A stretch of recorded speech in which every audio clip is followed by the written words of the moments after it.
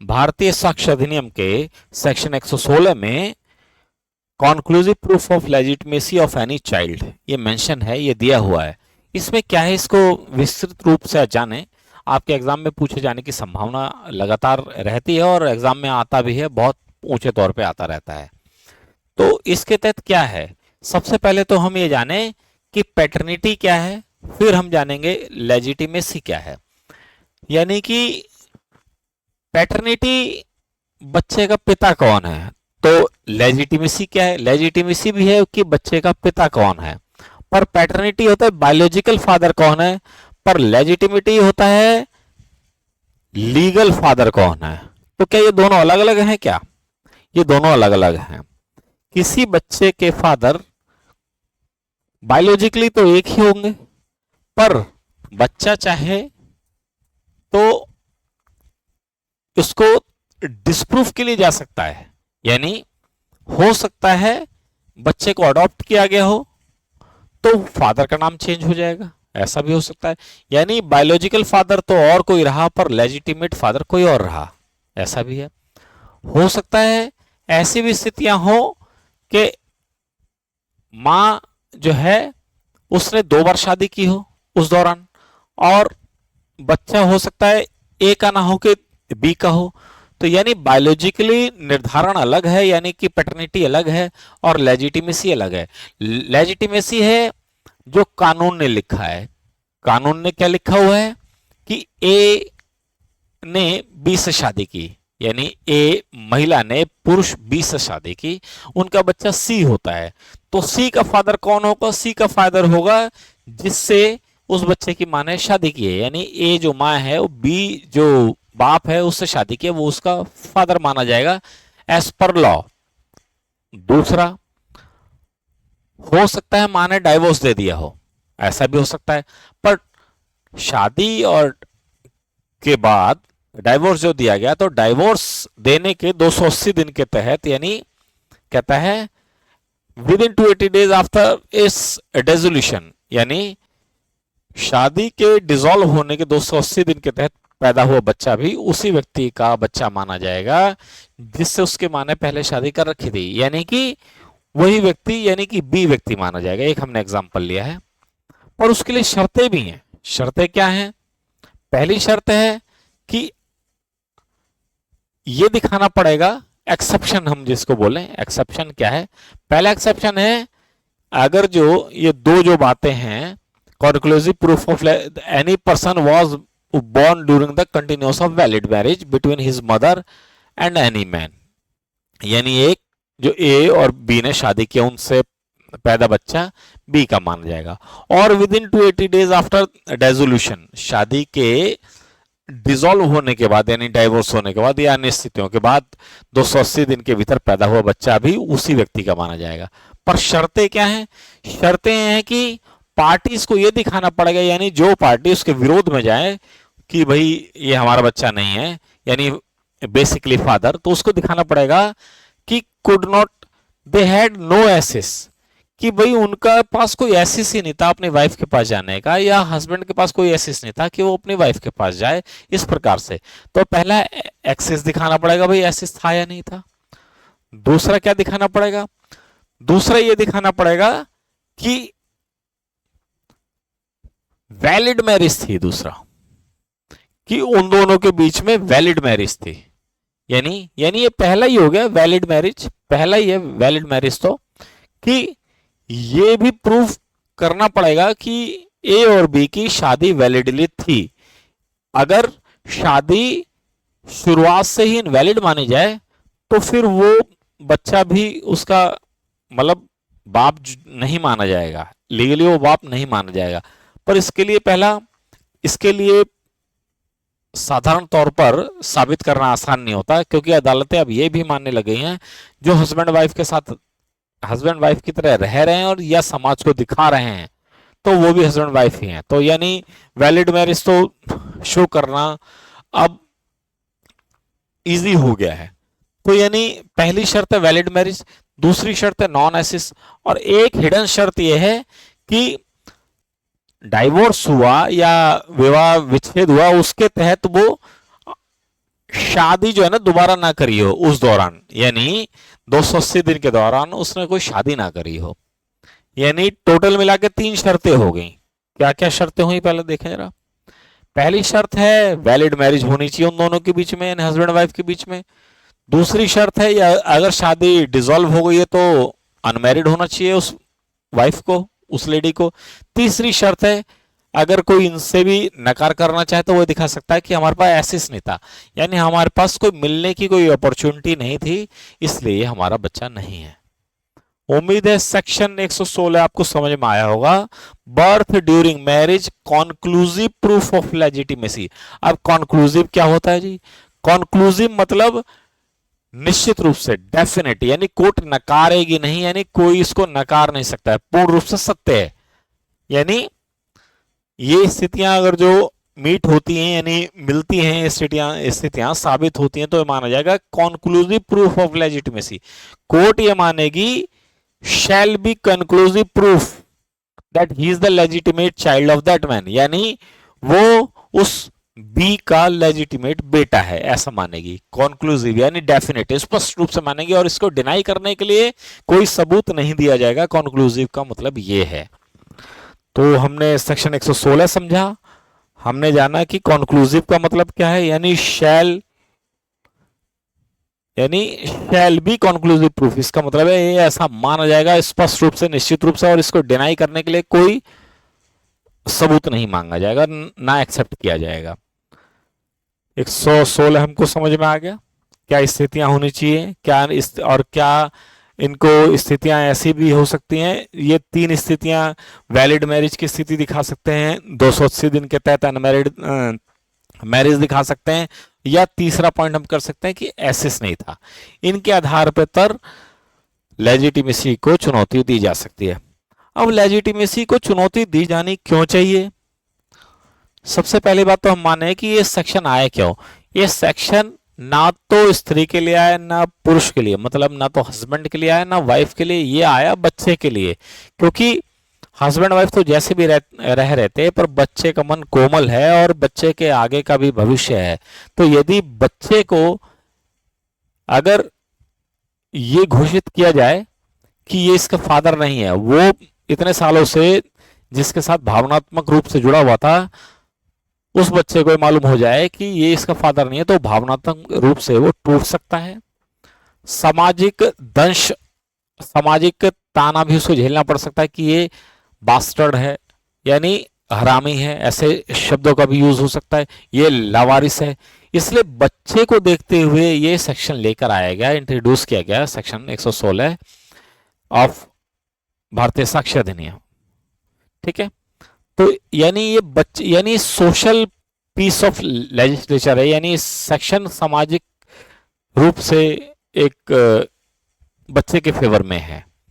यानी ये समझ में आया क्या है। अब कहता है एक केस है Gautam Kundu versus state of waste Bengal 1993।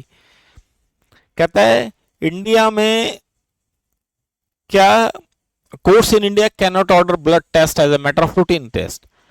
अगर जो ये सारी स्थितियां भी मीट होती हैं, यानी वैलिड मैरिज भी होती है और मिलने का भी अवसर है, और शादी डिसॉल्व भी नहीं होती या डिसॉल्व होती है तो उसकी मान मैरिड रह जाती है, ये स्थितियां भी हो सकता है दिख जाएं, ये स्थितियों संभावना है।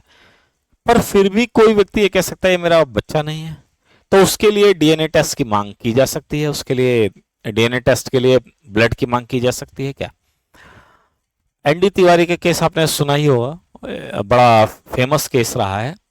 तो उसके तहत अगर बात करें तो वो बहुत सारी बातें उभर के आई, लेकिन हमारा आज का काम 3 केस है उन पे इजी हो जाएगा, क्योंकि एनडी तिवारी का केस थोड़ा उलझा हुआ था, राजनीतिक रूप से भी था, इसलिए हम उसकी बात यहाँ ज़्यादा नहीं करेंगे। हमारे पास उससे फेमस केस है Gautam Kundu versus state of waste Bengal. उसके तहत कहा गया कि इन इंडिया ब्लड टेस्ट का order as a matter of course नहीं होगा। क्या मतलब, क्या कहता है कि wherever applications are made for such prayer in order to naive revolving inquiry the prayer of blood test can not be entertained. ठीक है, सॉरी, हैव है, नाइव नहीं है। That courts in India cannot order blood test as a matter of routine. कहता है साधारण तौर पर ब्लड टेस्ट नहीं किया जाएगा, और हम किसी को कह भी नहीं सकते ब्लड टेस्ट के लिए, क्योंकि ब्लड टेस्ट, ब्लड सैंपल देना हमारे अधिकारों का हनन भी है, हमारी इच्छा के विरुद्ध को लेना। और फादर तो वो क्यों चाहेगा कि मेरा कोई ब्लड ले, और बच्चे का ब्लड कोर्ट लेने नहीं देगी क्योंकि बच्चा नाबालिग होता है। कहता है कि there must be strong prima facie case in that the husband must establish the non-assist in order to dispel the presumption against this। कहते हैं 116 के तहत, और पहले 112 था एविडेंस एक्ट में, कहता है हस्बैंड को अगर जो इसके खिलाफ जाना है, इसकी बच्चे की लेजिटिमेसी को चैलेंज करना है, तो वो नॉन एसिस दिखाए।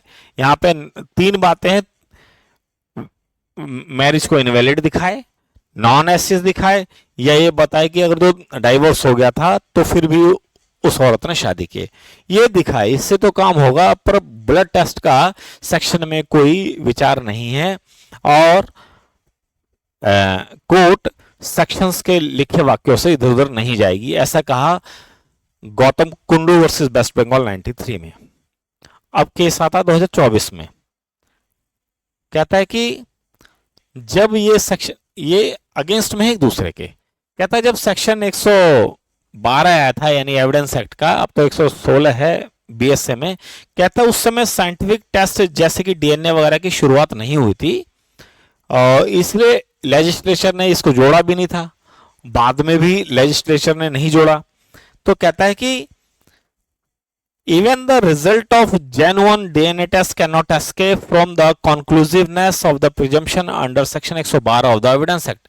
कहता है डीएनए टेस्ट, इसमें तो बोल ही दिया कि हम डीएनए टेस्ट को अलाउ ही नहीं, इजीली अलाउ नहीं होगी डीएनए टेस्ट, उसको ये 3 ग्राउंड बताने पड़ेंगे।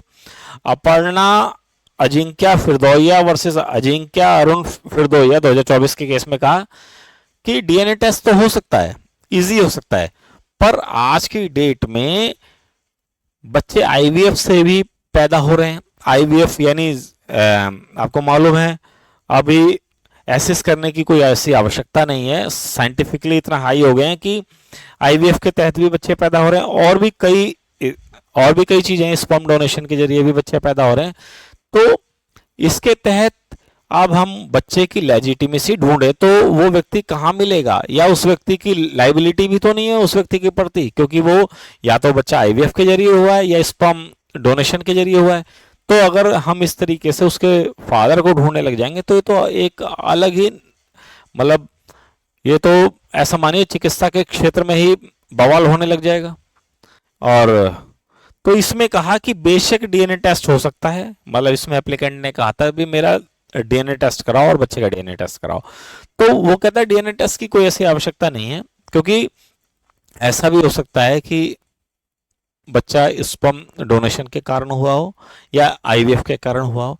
तो एक इंडिविजुअल के केस में तो बात हो जाती है, लेकिन ऐसे एक ऑर्डर दे दें तो एक ऐसा प्रेसिडेंट बन जाएगा जो पूरे देश के लिए लागू हो जाएगा, इसलिए हम कोई ऐसी चीज दे नहीं सकते। अब देखें आज की डेट की स्थिति क्या है। आज की डेट में है निखत वर्सेस रफीक और शीलू, यानी निखत वर्सेस रफीक 2026 का केस है। कहता है ये एकदम ही अलग है। कहता है the court held that when a report of DNA test conducted on the direction of the court was available on the record and was in conflict with the presumption of conclusive proof of legitimacy of child, the DNA test report cannot be ignored, fundamentally shift the balance between biological and the legal presumption। Nikhat Parveen versus Rafiq उर्फ हिलू 2026 के case में कहा यदि court ने order दिया है और ये भी हो गया कि ना तो बच्चा स्पर्म डोनेशन के कारण हुआ है ना तो आईवीएफ के कारण हुआ है, और डीएनए टेस्ट का ऑर्डर हो भी चुका, यानी ट्रायल कोर्ट ने और जो डीएनए टेस्ट का ऑर्डर दे दिया, और डीएनए टेस्ट की रिपोर्ट रिकॉर्ड पर है, यानी ट्रायल कोर्ट के रिकॉर्ड पर ऑलरेडी है, तो और उसकी प्रिजम्पशन अलग दिखती है, यानी उसका रिजल्ट बताता है कि फला व्यक्ति उसका फादर नहीं है और उसका बच्चा नहीं है, तो रिपोर्ट को वरीयता दी जाएगी। यानी पहले क्या शिफ्टिंग था, कहता है it fundamentally shift the balance between biological truth and legal presumption. कहता है कि पहले बैलेंस बनाया था बायोलॉजिकल जो सत्य है और लीगल प्रिजम्पशन के बीच में, उसके बैलेंस को शिफ्ट कर दिया अदालत ने।